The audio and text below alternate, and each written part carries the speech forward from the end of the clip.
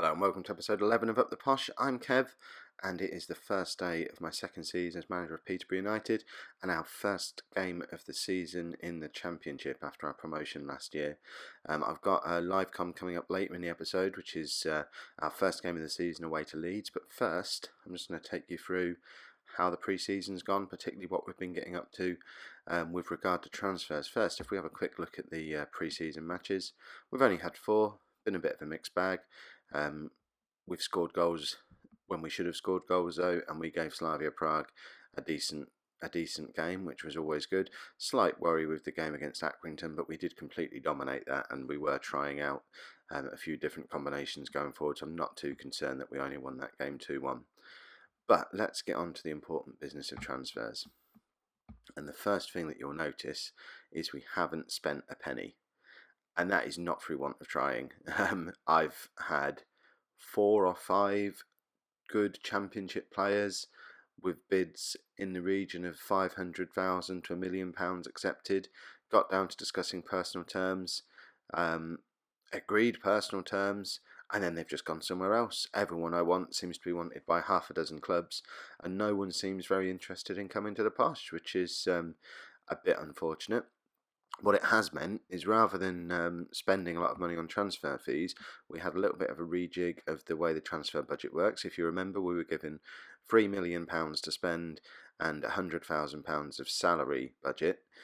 So I've just converted some of that to salary, giving us a salary budget of £126,000 per week. We've still got about £500,000 left in our main transfer budget, but we've just basically used most of the transfer budget for signing on fees for some of these free transfers, and paid a little bit more in wages than we would have done ordinarily. So what that has left us with is all these players coming in, and that doesn't actually tell the whole story. If we just go back to the end of last season, for some reason, does it show loans on here? Right, because these were loan extensions, I guess they're not listed separately, which is odd. But fantastic news, we've managed to agree season-long loan extensions for Paulo Gazzaniga as reserve goalkeeper, which is ridiculous considering he was unhappy for most of last season, but a fantastic backup goalkeeper to have knocking around in the Championship, so he's on board for another season.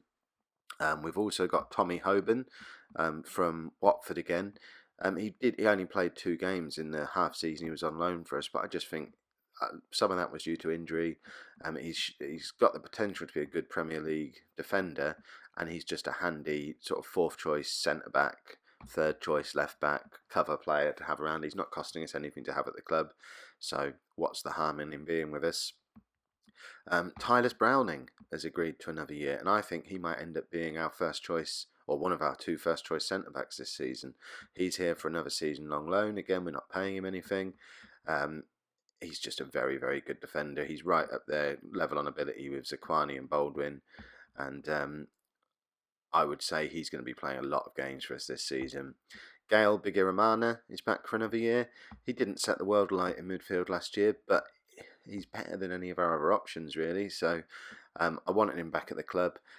We perhaps need to try tweaking the tactics around to better suit his style of play, although with him being here for another year, I am trying to retrain him into an advanced playmaker, so that he can offer some support in that advanced playmaker role, because I think he'd really suit that role. If we have a look at how his stats line up for an advanced playmaker role, I think he probably suits that better than a central midfield role. So we're trying to retrain him there, and he might end up playing a little bit further forward and getting more into the game from there. And probably most important of all, Leandro Rodriguez has re-signed for another season, again for no wages.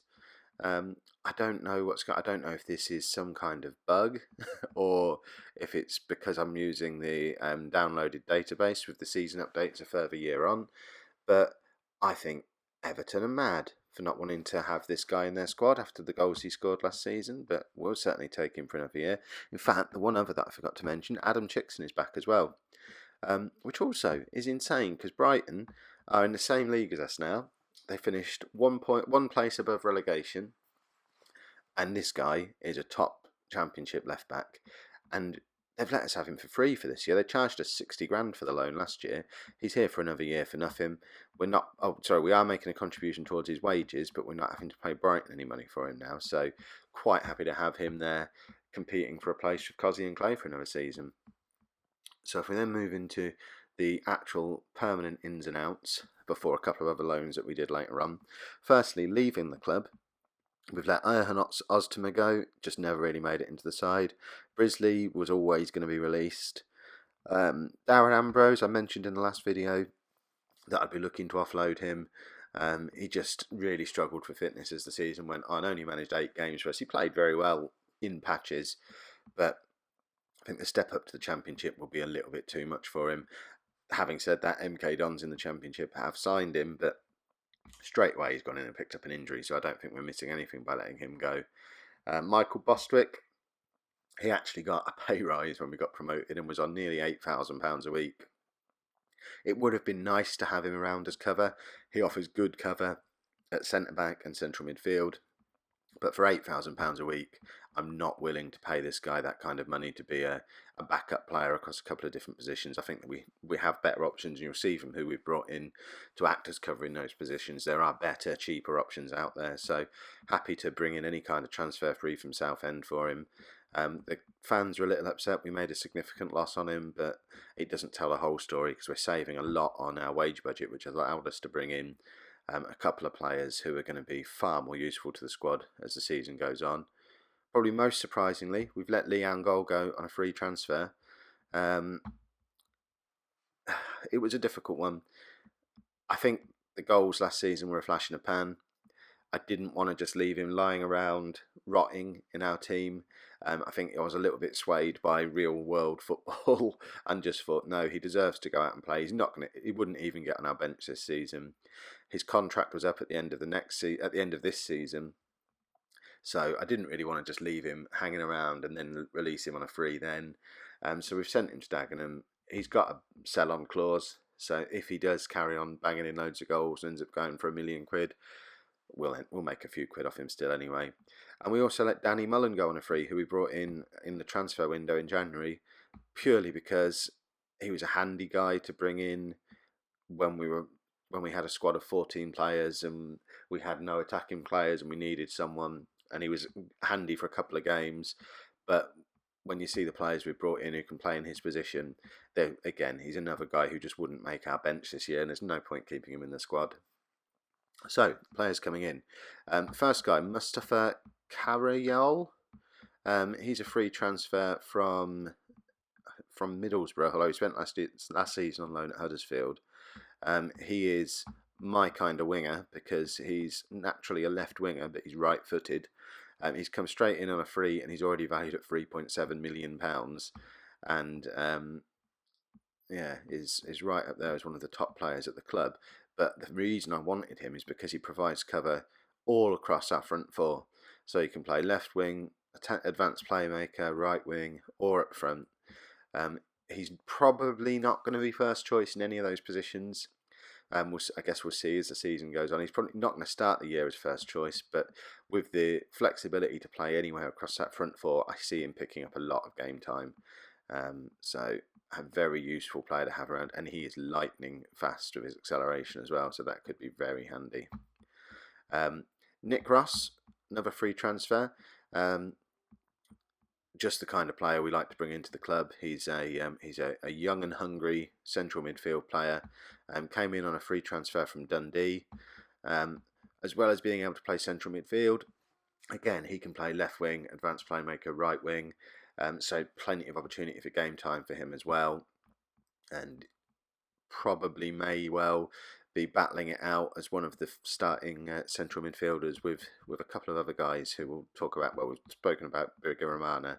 There's a couple of other guys who've come in who might challenge him for that starting spot, but when you can play in 4 positions like he can, you're still young with the potential to get better. Definitely worth having around. Next couple of guys just brought in as youth prospects. So Alex Samuel is a young striker with the potential to be very good. We don't need to dwell too much on him. I imagine I'll be looking to loan him out as soon as possible. Same with George Intima, another young player, winger, bags of potential, come in from Man City. Trying to retrain him to be a left winger because he's right-footed and I'm fussy like that. But again, he'll probably go out on loan at the first opportunity. This one kind of fell in my lap. Joe Lewis, former Peterborough United goalkeeper, was with us for a long, long time. And the very first season we spent in the Championship back here, he was our player of the season. He ended up letting his contract run out, going to Cardiff, never really playing any games. Spent last season on loan at Fulham, so he's had a full season in the Championship, and he's as good as Ben Anik. I'd already got Gazzaniga in for another season at this point, but thought, you know what, why not bring in a player who is equally as good as the goalkeeper I've got, and just have Gazzaniga as third choice. We're not paying any money for him. He's only on loan. It doesn't really matter if we upset him. He can just hover around with the youth team if need be. And it's just handy to have 3 top goalkeepers at the club. Also around this time, there were a couple of transfer bids coming in for Ben Anik in the region of £1.5 million. I wanted to make sure if he did go, if he started to dig his heels in and demand a move, we weren't left in the lurch. So I snapped Joe Lewis up while we could. Probably won't start as first choice. I imagine I'll stick with Anik initially, but he's there as an option as the season goes on. We have a new striker, Daniel Cassia. He's much older than I would have liked, 31 years old, but he's got quite a long history playing in Italy, mainly in Serie B, but he's had the odd season in Serie A, but just scoring bags and bags of goals. He is going to provide excellent competition for Leandro Rodriguez, and most important of all, we actually own him. So we've got competition up front there, and him coming in is probably the main reason we let Angol and Mullen go, because we've got, with Rodriguez, now Cassia and Conor Washington still at the club as well, we've got 3 top Championship strikers, and it's just no room to blood a youngster in amongst all that, which is a shame, but we're still fairly limited by wage budget, and we can't afford to have a huge bulging squad. George Saunders, this guy, I did something with him I've never done before, because I usually insist on scouting players.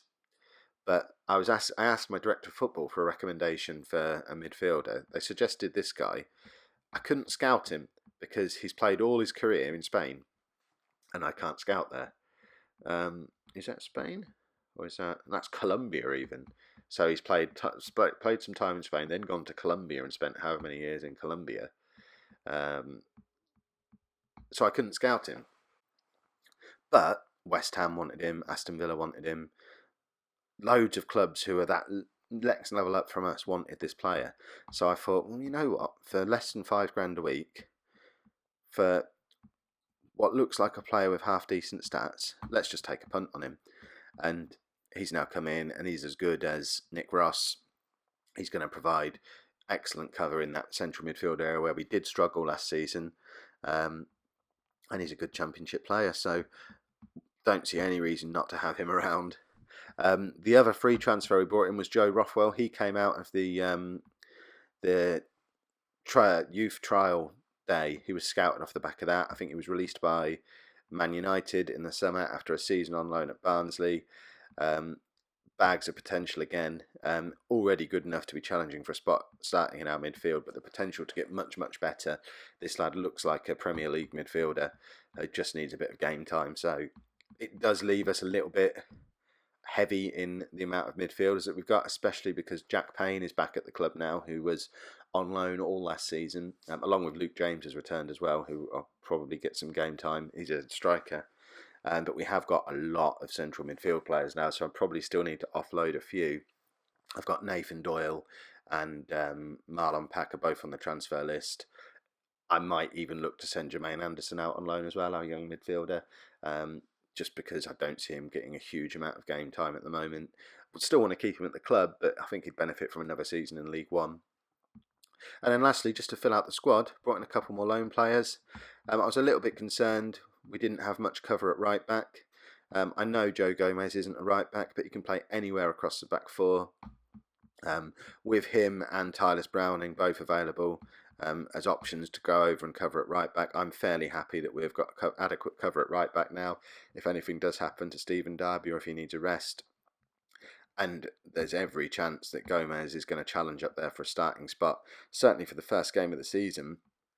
with Jack Baldwin serving his 2-match suspension for getting sent off in the last game, Gomez is definitely in with a shout for a starting spot at centre back. So getting him for nothing. Oh no, we're not paying nothing. We're paying quite decent wages to him, but we've got him for the year. And he's a top player to have around, so quite happy to have him. And then the last one, we didn't have much in the way of left-footed attacking players. Rolando Aarons he's coming from Newcastle on loan for the year, and we're paying him almost nothing. He's primarily a left winger, although I've brought him in to provide cover for Marcus Maddison as a right winger, so I've immediately started retraining him.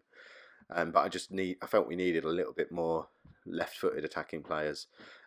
With Angol, Kieran Sadlier, Erhan Oztema, all our left-footers basically leaving the club apart from Maddison. So we brought Aarons in to play in that role. All of which leads us into this first game of the season, which is away to Leeds, as I said before. So let's hit continue. I'm going to preview this. I've had a little fiddle with my team selection to get it pretty much where I want it to be. The one notable absence from that team is Conor Washington. He's got a sulk on, basically. He wants to leave the club. He ended up being League One Player of the Season last year. He wasn't our Player of the Season, unusually. Stephen Darby picked that up. It was League One Player of the Season. He's wanted to leave since sort of Christmas time. We've turned down a £3 million offer from, I think, Middlesbrough for him. Who's after him? I think it's Middlesbrough. Nottingham Forest. There you go. I'm holding out for decent money for him. I mean, I want this guy in my team. I don't see any reason why he would want to leave, especially if you look at the Championship predictions, which I have no idea where this has come from, but we're fifth favourites to go up. So we're supposed to be challenging for a playoff spot, which is a bit of a tall order, but I guess that's a reflection of the quality of players we brought in, because certainly if you look at the reputations of the clubs, I can't imagine we've suddenly got higher reputation than the likes of Derby, Blackburn, Forest, QPR. So it must be to do with some kind of average ability of the squad. I don't really know. But I don't really know why he would want to leave, but he does, which means his absolutely abysmal morale. So I'm just going to leave him out. I'll happily keep him in the reserves throughout the whole transfer window.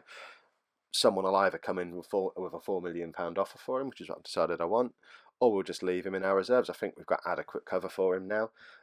Mustafa Carriol, as I mentioned before, can play anywhere across the front three. I'll just stick him in that spot and see how he gets on. Aside from that, the rest of the team is pretty much what you would expect. First choice on the wings and up front with Maddison, Taylor and Rodriguez. Big Iramana in midfield. I've put George Saunders in there alongside him today. That could change into Nick Ross as the game goes on. Interested to see them both in a competitive match. And then for the back four, we've got our best fullbacks in Clay and Derby. And then I've actually gone for the Tyler Browning, Joe Gomez combo at centre-back. Quite a young, inexperienced, but Premier League quality centre-backs. Jack Baldwin is suspended. Gabby Zaquani, I've left him on the bench.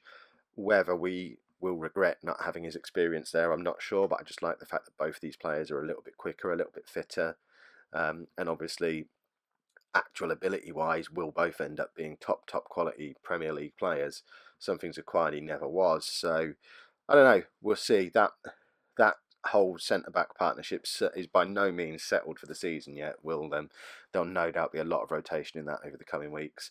And I have gone for Ben Anick in goal, leaving new boy Joe Lewis on the bench. So let's get started. We need to give a squad number out to somebody.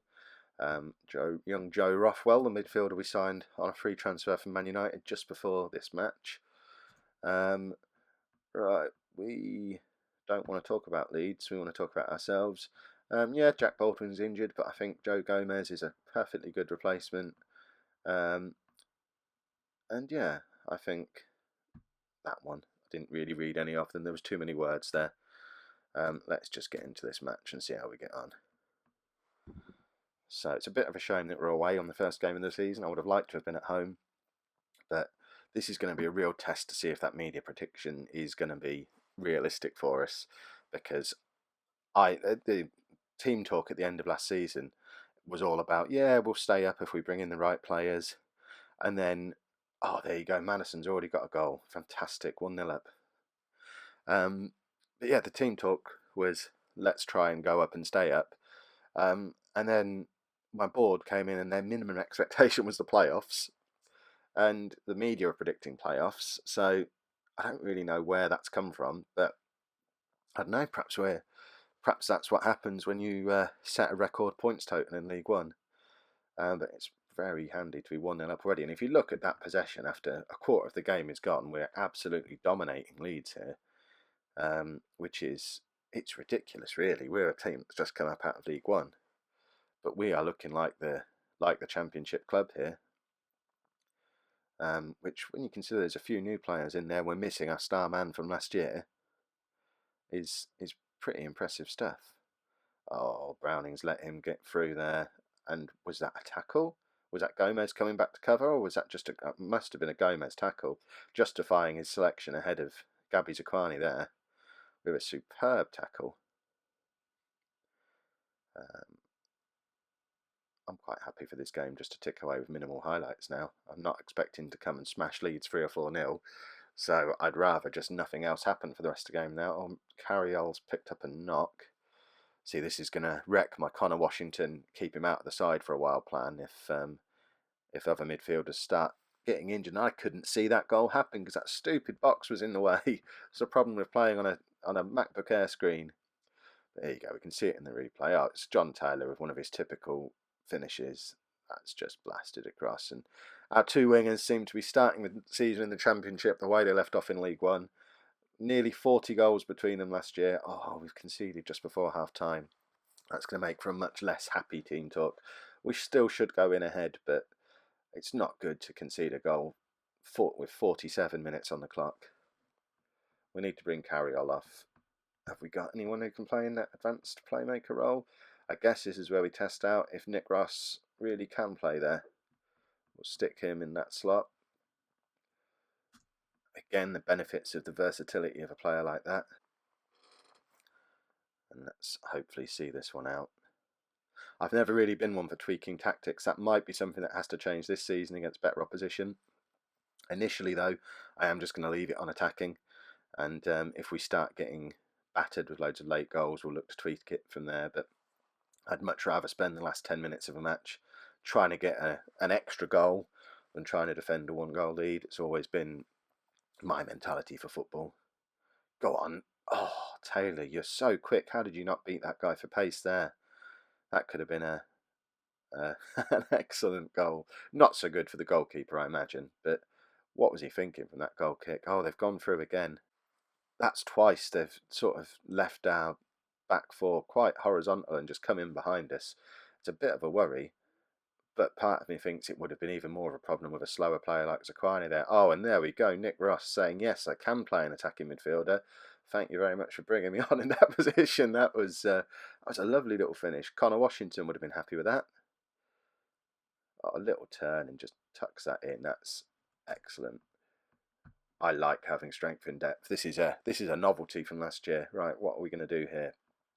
George Saunders seems to be struggling a little bit, I think. I'm going to bring Jack Payne on, actually. We've got young Joe Rothwell there as well, but Jack Payne just has a little bit more about him defensively to go alongside Bigger Romana. We are 2 goals up, so let's just try and hold on to the... I know I was just saying I'd rather attack right until the last minute, but that doesn't necessarily mean go completely gung-ho. Oh no, Leandro Rodriguez is injured. Now that could be a problem if that's serious, because Daniel Cassia, completely untried in English football, could be a superstar or a complete expensive flop. That could take the wheels off the season before it's even got going. And oh no, we're down to 3-2 now as well. That was poor goalkeeping. He sort of came for that and then stopped. Didn't really know where he was. Oh, it doesn't look as bad in the 3D replay, actually. But still, we shouldn't be conceding from set pieces, and that's where Gabby Zaquani would have been useful. Just to have him being a big giant heading the ball away. I guess that's the problem with playing the 2 youngsters. They're quicker, but you don't get that advantage there. Oh, go on, Marcus Madison. Fantastic. Oh, he's done it again. This was a problem all last season. He just gets offside there too often. I haven't had anyone in the comments yet telling me how to train him out of doing that. I would really appreciate it. If anyone knows any way to train him out of being offside all the time, please let me know in the comments, because he could become a world beater. And oh no, we've conceded a goal. It's going to be it's going to be 3-3, and that for a game we've dominated. I mean, yes, they've had more. They've had more shots than we have. We've dominated possession, and that just looks like a little bit of inexperience in the Championship. Can we pick up a win here? No. See, I would have taken it before the match, but I'm quite disappointed with it now. I'll be even more disappointed if Rodriguez is properly injured, but I guess we'll find out about that in the next episode. If you enjoyed what we've done there, make sure you like the episode. The more people who like, the more findable the channel and the video are, and it helps the channel to grow. So really appreciate a like. It would be nice if we could hit 20 likes on this episode. We've not quite got there yet. I would love to see 20 likes in our first episode in the Championship. So if you could just whack the like button, that'd be fantastic, and obviously get involved in the comments as well. And we are still offering the Football Manager 2016 giveaway game. So if you want to find out how you can get involved in winning a copy of Football Manager 2016, you need to click on the link in the notes to this episode. It does involve subscribing to the channel, but I'm sure you can live with that. Thanks very much for watching.